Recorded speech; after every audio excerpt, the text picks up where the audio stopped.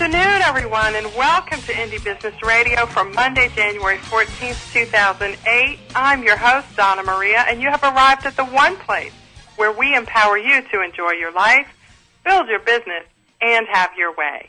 Today's show is sponsored by the E-Commerce Divas free live workshop, The 3 Magic Numbers of E-Commerce Success, on January 23rd, 2008. Unlock your website's potential and learn about the 6-week Supersize Your Web Sales Bootcamp at ecommercediva.com.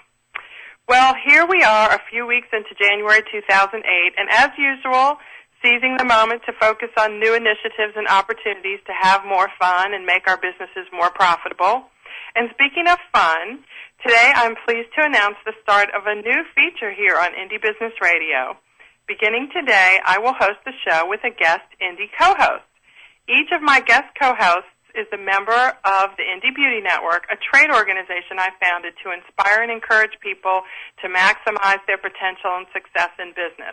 This is a great way to introduce my listeners to some wonderful products and services offered by some great people, and also to provide some real-life insight into what it takes to successfully manage a home and a business in today's fast-paced society. Today's guest is a very brave woman who agreed to be the first one. She is Christy McNamara of Body Botanicals in Morrison, Colorado. Christy, it's great to have you here. Oh, thanks for having me. So, Christy, it's the start of a new year, and I want to ask you some questions about what you're going to be doing to spice things up over there at your business. But first, Christy, tell us a little bit about Body Botanicals, how it started, and what it is that you do. Okay. Well, Body Botanicals produces natural, effective, and luxurious skincare products without the use of any synthetic ingredients or any other potentially dangerous ingredient. And we produce our own line that is sold in stores and sold on our website. And we also help other businesses create and produce a line that they can market and sell under their label. And what's your website address, Christy? It's www.bodybotanicals.ws. Okay, and so you said you produce products yourself and you also help other people do it. What does that mean exactly? Well, if someone comes to us and just has an idea of a product but doesn't really know how to put it together or needs someone to help them produce it, we kind of advise and pull together our knowledge and expertise about ingredients and formulating and help bring, something to life for them. Oh, so you provide consulting services too? Well, I guess so. Yes, you mean to other companies that produce products like you do? Yeah, well, we private label, so, they can sell something under their label. Okay, so they can either buy yours and put their label on it, or you can consult with them about creating their own, and you can make it for them. Right. Wow, that's great. Now, Christy, you're also a wife and a mom, so we were talking before we counted down to start the show here about mixing products, nursing babies, talking on the phone at the same time. What is it like to be like this gigantic multitasker out there? You're doing a lot of stuff. Oh, I think it's fun. I have a lot of things going on in my head at any given time, and it's good, though. I'm productive. I keep very busy. And so, what's a typical day like? How do you do that? You've got 2 daughters, right? Yes. And, so are they at home with you? Are they in school? They're 2 and 4, so the 4-year-old's in preschool, and my husband, he's so helpful. He's so supportive. He helps me balance the kids and work and, all that. And the 4-year-old goes to preschool a couple mornings, so that gives me a little bit extra time with just having just one child. But, really, I let them be involved. They get to count and stack and sort, caps and labels, and, they get excited when a big box of jars comes in because they get to draw and play in the bubble wrap in the box all day, or if we have labels that aren't usable, they get to stick them all over the place. And so we try to, embrace it and involve them, really. So that sounds like a lot of fun. And also kind of Sounds a little bit like you're sort of homeschooling by default. Yeah, really, they do a lot of counting and, like I said, stacking, and so yes. And so since they're girls, I bet they love reveling in all the bath and body products and stuff. They're not too much into it yet, but a little bit. They really like lip balm. So okay. Each one of them have about 10 each. So Christy, during today's show, we're going to be talking with Gary Hart. He's the author of 6 Disciplines for Excellence, and one of the things that he does, that his book talks about, is goals and, setting goals and kind of reaching for them and actually doing more than setting goals, because the new year is so much about, resolutions and goals and what I'm going to do this year. And Gary's going to share some great information with us about how to, go beyond your New Year's resolutions. But tell me a little bit about yours, Christy. What sorts of things do you hope to accomplish this year, and what kind of tactics are you using to move things forward? Well, this year is going to be a big year for us. We have a lot of things in the works already. Mainly, we have some really fascinating businesses that we are working with, and that always opens up doors to new areas of business that you hadn't really experienced before. So it's an opportunity in itself for growth. And so we have a lot of really interesting businesses we'll be working with, and so there's the unknown in getting to be creative with these other businesses. And also we really want to do a lot more marketing and revamping our website, and we're going through a lot of change. We're going to be changing a lot of our products for the better, and redesigning labels. It's just a lot of really exciting, good changes. Mm-hmm. And so how are you going to have to do things differently in terms of structuring your day and structuring your time to accommodate these new things? Like, are you getting rid of old things that were taking up time? Or are you hiring people to help? How are you making this expansion work? No, and I'm sure a lot of other businesses can relate to this, I'm learning how to delegate. I'm learning how to delegate things to people who can do it better than I can, or where I can just sort of, have a little bit of input to kind of give them my vision and then let them run with it. So I'm learning how to delegate and bringing on people to help out with the business. Yeah. Right. Is that scary? Not really. I'm just excited. Good. It's so good. Well, a lot of people express, a little bit of fear at not delegating, because everybody knows how necessary that is, but like really doing it. Yeah. No, I'm just really excited. What do I have to lose, right? Well, it's interesting that you're describing your business growth as sort of something that you didn't really sit down and plan. It's kind of, a result of everything else that you're doing. These new opportunities have come along. Yeah, well, you know how it is when you meet people. You never know what doors they're going to open, so it is always sort of a surprise. And then you just kind of put your minds together and you go in a new direction. And I love that. Well, that is so great, and it reminds me of something I'd like to share with, just people who may be sort of fearful of, sitting down and planning a business, because what I have found is that a lot of people kind of go, oh, yeah, I'd love to have a business, but, I don't know how to plan it, and I don't know where to start. And your experience, at least so far as you've described it, shows that, if you just plan a little bit and do something a little bit, do a little bit of something and start small, that opportunities will come your way once you start putting yourself out there, and then you can plan as you go. Right. I do really believe that. I have to say, though, I'm also on the other side of things. I'm very organized. I keep good notes. I just keep track of everything very well. I have files and folders, and, I keep everything very, I keep tabs on everything. But on the other hand, I'm also open to the unknowns and, Well, let's talk for a second about that, Christy, because I remember when I interviewed you for the feature in the Indie Experience newsletter, which anyone who's listening can go read all about Christy, a whole lot about her business at indiebeauty.com, and then just click on the newsletter archives, and you'll find her feature in one of our November 2007 issues. But one of the things I remember, Christy, you sharing with me was how meticulously organized you are.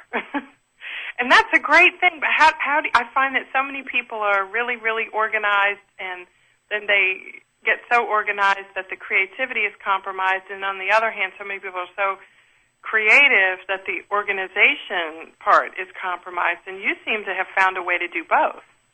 Yeah, well, I think everybody is different. You pegged it. Everybody is different. For me, I can't think straight unless I'm organized, whereas other people, that may take from their creativity. But, one of the things that I think is so, so necessary, just from my experience in talking with other people, is that if you're not organized, your creativity can actually just, be your downfall. And right. Some people want to have a business.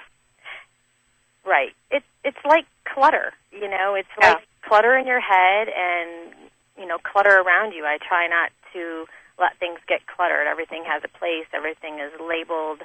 I try to reduce the clutter, and then, therefore, I don't have all that floating around in my head. I know where everything is. Mm-hmm. I know what's going on. Keep it structured. And I think that really helps. Mm-hmm. That way, when you do have a free minute, you're not shuffling through papers. You can go, okay, I've been wanting to check out this website, on e-commerce. Okay, I have 5 minutes. Go. Right. You can learn something for 5 minutes instead of tripping over things, Right. Which is not to say I don't do that with kids. Yeah, well, you got to get used to that. Yeah. I'm around here as well. So how have you set up some of your goals for 2008? I mean, have you structured them like according to financial goals, or like number of new customers, number of new product sales? Just generally, how do you do that? I don't really have any. I don't have a set plan, but really, I think 2008 is going to be driven by a few things. One, I've had a lot of goals for the business as far as products, things that I want to offer and how I want to market them, and I'm going to go for it. I'm going to go for, coming up with these new products and, designing the labels for them and the marketing strategies. And they're products that have been on my wish list for a few years. So I'm just going to do it. And then the other part of the business is really being driven by other companies that I'm working with and their opportunities and the things that, we can do together. So those are the two main things that are going on with our business. Well, it sounds very exciting. And yeah. I'm really excited to hear, too, that you've got your husband who's so helpful. How important is that to have a partner if you're living with someone who really supports the business? Oh, yeah. He has been excited and encouraging every minute of the way, really. He is, my number one fan, and he's very helpful with the kids. It's handy to live with one of those, isn't it? Yeah. He's also we're going to be talking to Gary Hart today. Gary is actually, he's an accountant by profession, which I found really interesting. But he also has established an organization that encourages and coaches small business owners to use what he calls the 6 disciplines for excellence that we can use to build our businesses and make them learn, lead, and last. And you were just describing all the things that you're doing. You're continuing to learn. You talked about doing internet research, and you're obviously leading the business. And you're creating an infrastructure and building on the existing one that's going to take your business into the future. So this is going to be a really exciting discussion. Gary Hart is going to join us after the break. Make sure to visit Christy's website at bodybotanicals.ws, and we'll be back in just a few minutes. This is Indie Business Radio. I'm Donna Maria. Don't touch that mouse.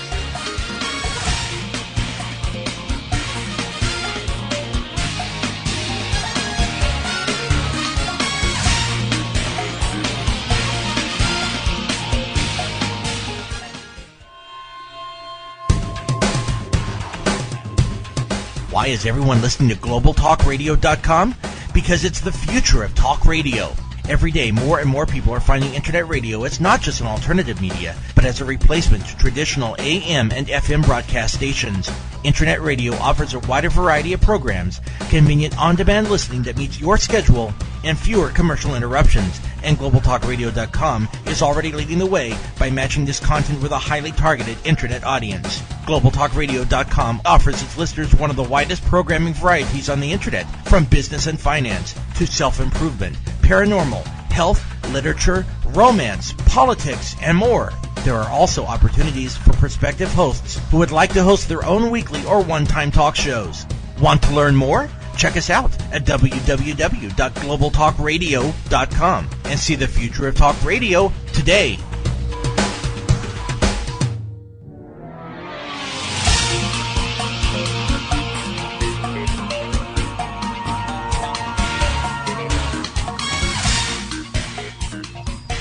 Welcome back to Indie Business Radio. I'm your host, Donna Maria, and we've got our guest indie co-host here today, Christy McNamara of Body Botanicals in Morrison, Colorado. And we are going to be welcoming our guest today, author Gary Hart. But before we bring him in, Christy, you said that you had gone to his website over the weekend and found something that you found especially inspiring. Tell us about that. Yeah, I was reading on his website about the 6 disciplines, and there was a sentence on the website that for some reason just really struck me in a way that I was just fascinated, and I want to read it to you. It says, the activities of every employee every day are directly linked to and aligned with your overall mission and strategy. Mm-hmm. Now that was under the alignment discipline. Okay. And I just thought that was very, very neat, how if you kind of have that in your mind, maybe, you and your employees, to sort of know that everything that you're doing is working toward some overall mission and common goal. I just thought that was interesting. Yeah, I bet you do a lot of that. It's from that statement, it sounds a lot like just simply weeding out things that don't fit into your mission and your goals, and just cutting them out of your day, because they're a waste of time ultimately if you're doing them and they don't fit in somewhere. Well, and keeping the people that you work with aligned as well. I have one employee, and she's my sister, and she and I are on the same page with our joy in the business and the way we treat people and our motivation. And that sentence reminded me of that. I definitely feel like her and I, everything that we do every day, we are thinking ultimately about the presence of the business and what our attitude is, and what kind of feeling we give to people and how they feel about our products and things like that. And all fits together into a cohesive whole. Yes. Yeah, that's so important. Yourself. I have a question about what you just said. Your sister works for you. How does that work on a day-to-day basis? Is she physically with you, or does she do something from a different location? Well, both. I hired her shortly after she graduated from business school, and she's just a very upbeat, happy, hardworking person, so it's a perfect fit. And I hired her as my sales rep and as sort of my right-hand woman. And so she goes out and takes care of all of my stores in the Denver area. I think she has probably 25 stores. Mm-hmm. And, she's a great face for the business because everyone, really likes her. She's just very genuine and sweet and does a good, thorough job and takes care of everybody very well. Mm-hmm. And I think that's really important. And then, some of the days she is with me working, like I said, sort of my right-hand woman. And it's just nice to be able to share something so fun with somebody else. Even when you're working very, very hard, long days, you can still get a good laugh in, or look at what you've done, what you've accomplished, or you get these. I just got a beautiful letter from a customer to her, praising her excellence as a sales rep for this customer. Just got it in the mail over the weekend. I can't wait. Gary. Hello there, Gary Hart. Welcome to Indie Business Radio. How are you? I am doing great. How are you? Good, good. It's great to have you. I'm going to go ahead and back up just a second and make sure that we tell everybody about who you are. And Christy and I were just talking about your website and some really great, helpful information we found there. Gary Hart, everyone, holds an honorary doctorate in business entrepreneurship. He's an accountant by profession, I believe, and he's been named 6 times as one of Accounting Today's top 100 influential people in accounting. Gary founded Solomon Software, which in 2000 merged with another software company, which was eventually purchased by Microsoft Corporation. He is the author of 6 Disciplines for Excellence, Building Small Businesses That Learn, Lead, and Last. And he joins Christy and me today to talk about how to set and reach our goals for 2008. Gary, welcome to Indie Business Radio. Well, thank you very much. We'll take your questions and comments. Do join us, 800-773-0355. Now, Gary, since you just joined us, I'd like to ask Christy if she could read that statement from your website again, because I think it's a really great place to bring you into the conversation and ask you a couple of questions. Hi, Gary. I was on your website, and I was sharing with the listeners a sentence from your website under the alignment discipline that I was really fascinated by, and that was the activities of every employee every day are directly linked to and aligned with your overall mission and strategy. Tell us about that. Well, actually, I think that's probably one of the toughest challenges in business. Once you build a plan, getting everyone to understand that plan is sort of the first challenge. And then the second challenge is no sooner have you built the plan than something unexpected comes across your desk of each team member, and they have to learn how to make a good decision. Should this change my plan? Should this be deferred for the future? So we kind of view it like the analogy of an orchestra with a well-trained group of musicians and symphony music and a leader, and you're constantly rehearsing to play exactly the right note at the right time. You never do it perfectly, but you keep working at it. It's a constant pruning process too, isn't it? Oh, it is. It's even I like the orchestra analogy so much because even musicians who have been in their trade for 20, 30 years, they still practice all the time. You just never are done working to master it. Right. Now, Gary, what's really interesting to me is that am I correct that you're an accountant? Well, actually, no. I was trained as a computer science and a business person, and the reason I rated most influential in accounting today was because for 20 years as CEO of Solomon Software, we published accounting software. So I've been very visible in that industry, and I do have 2 business degrees, so a lot of accounting background. Okay, and so tell us a little bit about that background of yours that led you. I mean, ultimately, this book was it a part of the plan, or was this just a culmination of a lot of things that you discovered as a business owner over the years? Well, it was not part of the plan. In 1980, we got started in this new industry, the microcomputer industry, and I've always been fascinated with business, but the application of technology to help solve business problems.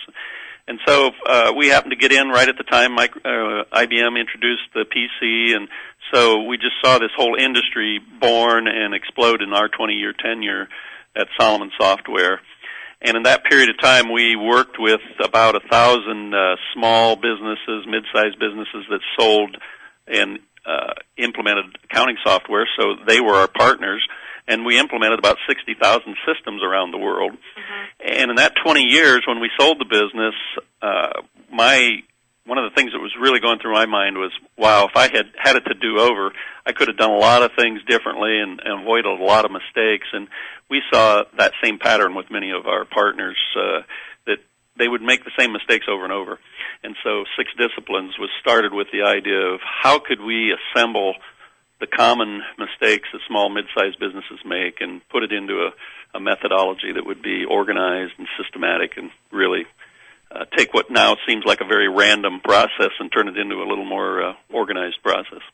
And, Gary, I'm so glad you did because, as you pointed out, your experience is in a very specific niche. But when I read through this book, I can see that these 6 disciplines apply across the board, even to very small businesses, which is what my listenership is composed mostly of, family businesses with, between 3 and 5 or 6 employees. And so you're saying that regardless of the industry, the people that you worked with and what industries they were in, the same mistakes were made across the board by different industries over and over again.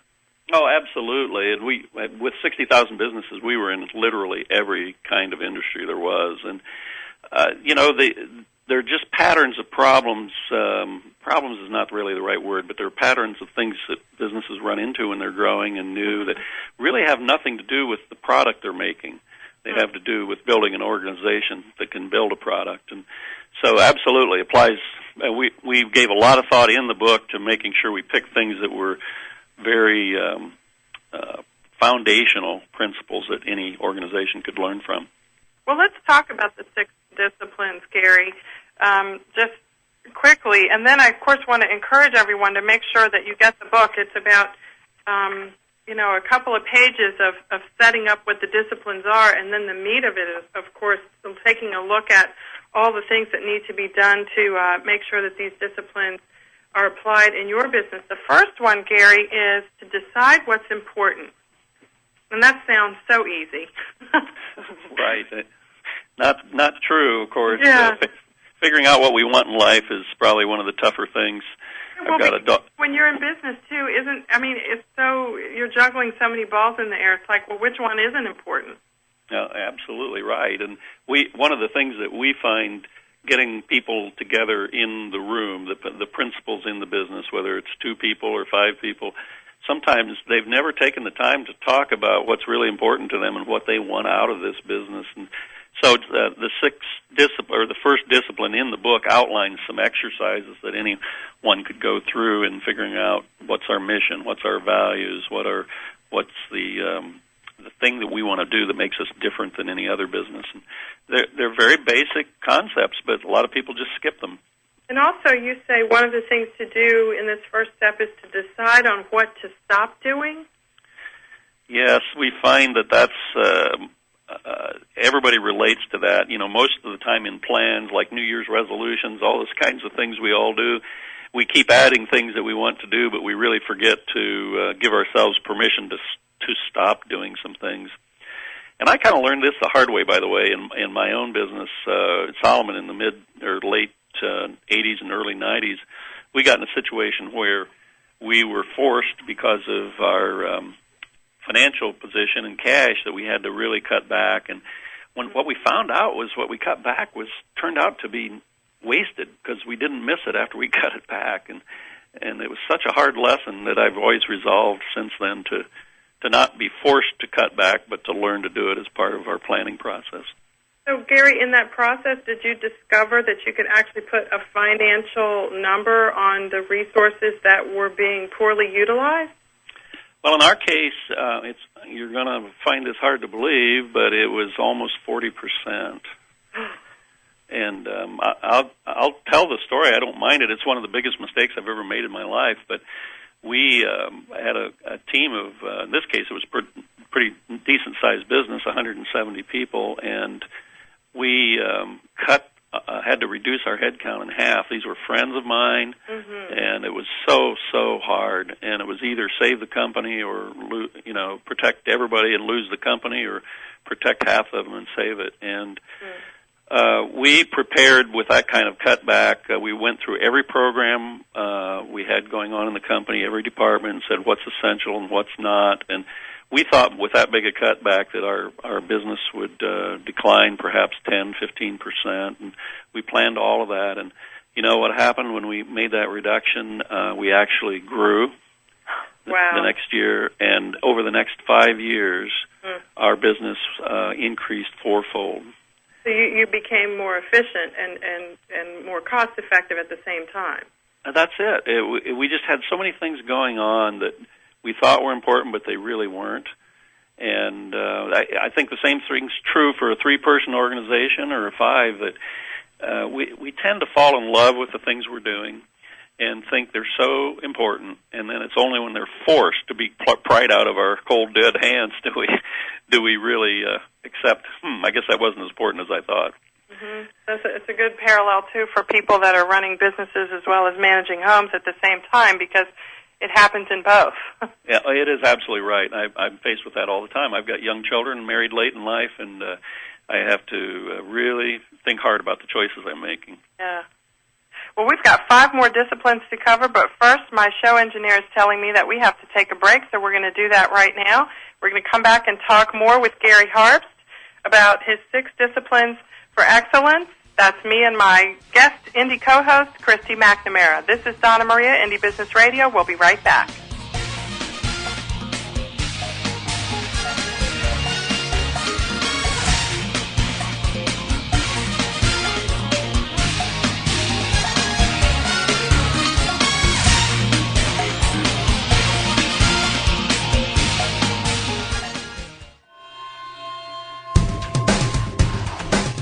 Want to stay on top of what's new in the radio industry? Sign up for a free subscription to the Future of Talk Radio, available exclusively to listeners of globaltalkradio.com, and find out what's new in the world of online radio.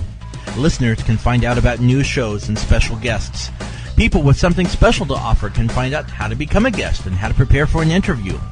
And prospective hosts will find a valuable resource for everything from planning the new program to selecting topics and guests, recouping expenses by selling advertising, and more. Sign up today for your free subscription to the Future of Talk Radio by visiting www.globaltalkradio.com and learn about the future of talk radio today.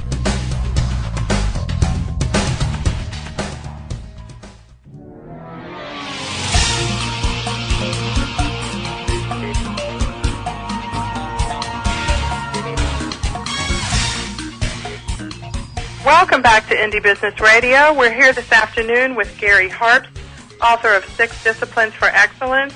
And before our break, Gary told us what the first discipline was, that is, decide what's important. So, Gary, let's talk about the other 5. What's the second one?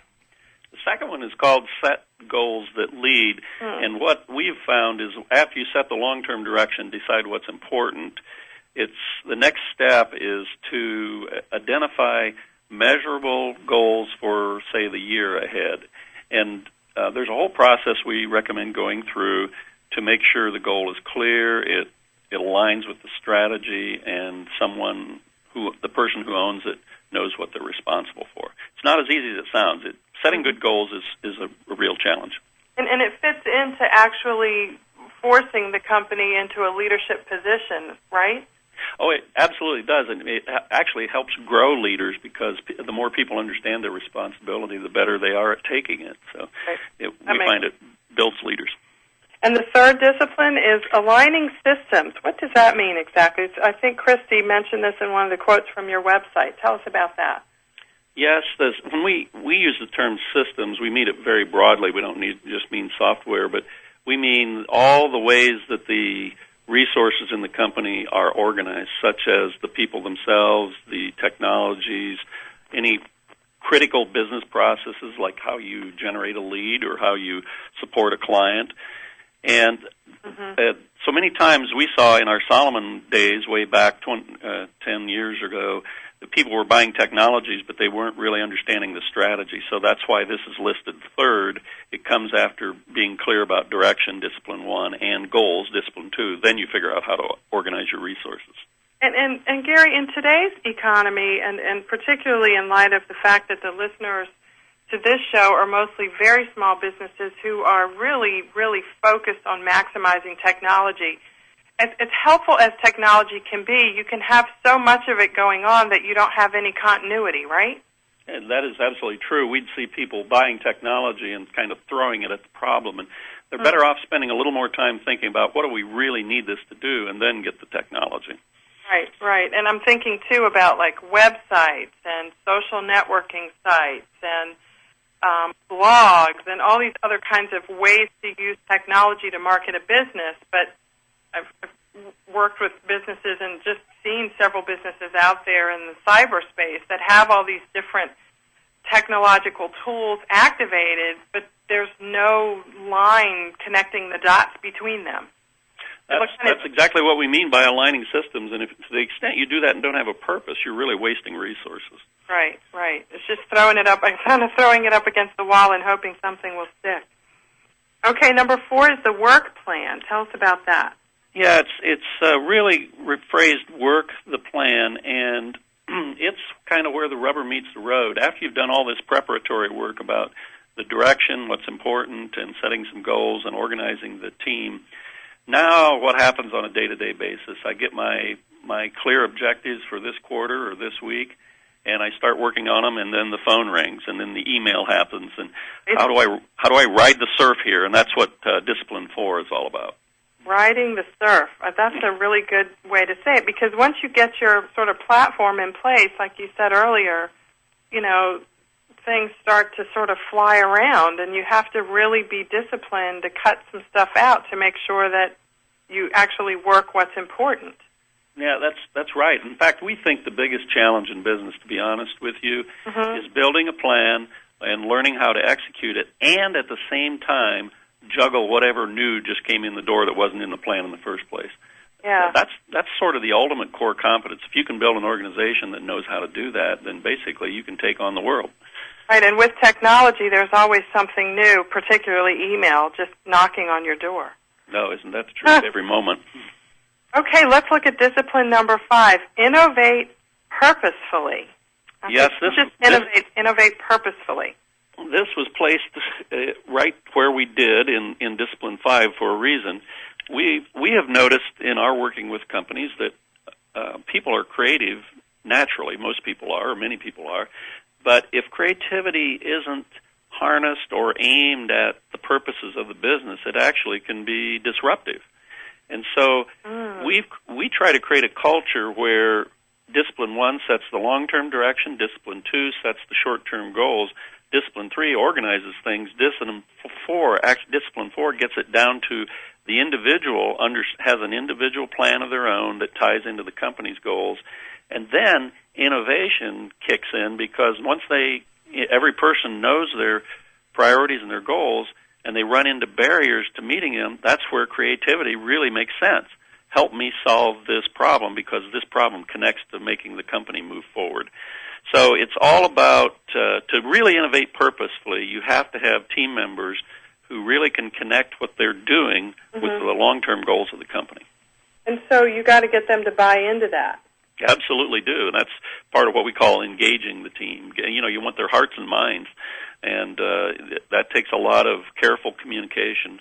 And this structure, the 6 disciplines help make that a little more systematic. What do you say to who, when, so that they understand how all the pieces fit together? Gosh, that raises so many questions that I know we don't have time to ask, but I'm gonna discipline myself here and get to discipline number 6, and then maybe we can step back and come back to that. What is the last discipline? Discipline 6, step back, was named from an experience I had one time on vacation. I'm in northwestern Ohio, where it's pretty flat corn country, and we were on vacation on the eastern coast of Florida, and I was walking along the surf with my family, and interestingly, when I looked down, the surf would recede, and my balance system, my eyes would sort of make me drift toward the water. Something, I don't know how that works, but it did. And that influence of the sea moving away would cause me to walk toward it if I looked down. And if I wanted to break the impact of that sort of draw towards the sea, all I had to do was look down the beach to a pier or something ahead. And what it taught me is, in business, you are in a surf all the time. There's the phone's ringing, the email's ringing, your team members have problems or issues. And once in a while, you have to look up. You have to get out of that surf and look at the pier down the way. And so Discipline 6 is a way we bring the leadership and team members away from their daily work and step back and say, how are we doing? What are we not doing right? What could we do better? What's working? And that's what Discipline 6 is all about. And then so that's just a reevaluation process, and that kind of takes you right back into discipline number 1, which is what's important. That's exactly right. It's a repeating process, and some people have said, well, is Discipline 6 really the first discipline or the last? And the truth is they're connected. They just keep going. Connected. That's such a great way to look. I mean, this is a perfect picture of planning a business. I mean, people could use these 6 circles that I'm looking at on page 42 of your book, where the six-discipline methodology is kind of pictured to actually plan their business. Yes, it's very practical. The book is, because it's broken down in small chunks on particular topics. How do you build a plan? How do you set a mission or a vision? And we find for small businesses, the book serves like a handbook. When a problem comes up, you can open it up and turn to it. And you can't, if you're really small, you can't do all of this at once, but you can eat it on a bite-sized basis as you need it. Right, and I love the fact that the book sort of collects the experiences of so many different companies and puts them into a format that even the smallest of companies can use. I agree with you. It is a compilation, if you will. Instead of having to read 20 different books, this is sort of a handbook. And many of the things in here aren't new, but nobody's ever kind of put them all together in one place in an organized fashion. So. Right. And you have some centers around the country, Gary, where people can go to sort of cross-connect with other business owners and implement some of these disciplines? Yes, we do. For smaller businesses, say under maybe 10 or 15 people, the book itself is a great tool and helps you get some practical applications. We find, however, if you get to be a 20-person organization, 30, 40, that applying these principles it's very helpful to have a coach and some technology to make it easier to do. And so we're opening what we call excellence centers around the country. Eventually we'll have 70. We have 6 right now. And the role of those centers is to take the ideas in the book and come into those organizations and help them learn to apply it. For smaller organizations, it's easier for them just to use the book and more cost-effective. But as they get larger and their problems get bigger, a coach is very helpful. Yeah, coaching is always great. So tell us, for any businesses that may be a little bit larger that happen to be listening to the show, because, we have a worldwide audience. There's no telling who will be listening. What cities are the centers in so people can look for them? Sure. Today they are in Findlay, Ohio, in Indianapolis, Indiana, in Raleigh, North Carolina, Atlanta, Georgia, and Tampa, Florida. And we're also looking for experienced business leaders, sort of second career executives who would love to open a center somewhere else. And do you do public speaking as well? Do you travel around doing some speaking? Yes, I do. And it just depends on, oftentimes I focus on the markets that our centers are in to help them get off the ground, but yes, I do. Mm-hmm. I have a question. I want to go back for 1 second to one of the disciplines. It's something that really interested me when you talked about discipline number 5, innovate purposefully, and how important it is to bring your employees and the people you work with alongside and really have them buy into your mission. Gary, is that more difficult today to do than it is at any other time in history? And the reason I ask that question is because I work with so many people who just don't like their jobs. And they're anxious to do something different. Even if they have a full-time job, their attention is just not necessarily where the manager wants them to be, because while they obviously need to make a living and they may like their job, they don't feel that they have as much autonomy and flexibility there. How do you help larger companies or even small companies deal with that issue? Well, or is it an issue? It is an issue, and it's tough to solve the larger the organization gets. And let me start by a few observations. One, we find that every person deep down, I've hired more than 1,000 people in 25 years, and I've never met anyone who deep down doesn't need and want to connect with something important. That they feel like the company they're in and what they're doing within that company is meaningful. And so it's a hunger that everybody has, but what I find happens is it's fairly easy in a 2 or 3 person organization for that communication and understanding of how everything works and how I'm contributing to take place. But the bigger the company gets, the less time is spent doing that. And the 6 disciplines actually create a framework where some of this blocking and tackling of building of information and learning how to communicate it in an orderly way is made easier. And that's a big part of what the methodology is all about. The 6 disciplines methodology is teaching business leaders who started at 5 people or 2 people and now have a 20-person, 30-person organization. They don't know how to do it. They don't know how to communicate with that many people. So Right. this really helps. Well, I strongly encourage you to head on over to sixdisciplines.com and learn more about all the great things Gary Hart and his team are doing there. If you're in any of those cities or you have some friends or business colleagues with larger businesses, or you have one, Indianapolis, Raleigh, Atlanta, Tampa, and I can't remember the other couple, you can check them out at the website at sixdisciplines.com and have a look. Also visit sixdisciplines.blogspot.com, which is Gary's blog, which has some really great bite-sized nuggets of information there to help you be successful in 2008 and beyond. Christy, thanks for joining me today. Gary, thanks you for joining as well. It's been great to have you both. Oh, this has been awesome. I thank you very much. I invite everyone out there to make 2008 the best year yet. Indie Business Radio is produced by Indie Business Media, LLC. I hope you'll join the discussion at the Indie Business blog at indiebusinessblog.com, and you can stream or download all of my radio shows going back to October 2005 at my website, indiebusinessradio.com. I'll see you next Monday at 1 o'clock p.m. Eastern for another edition of the show. In the meantime, enjoy your life, build your business, and have your way.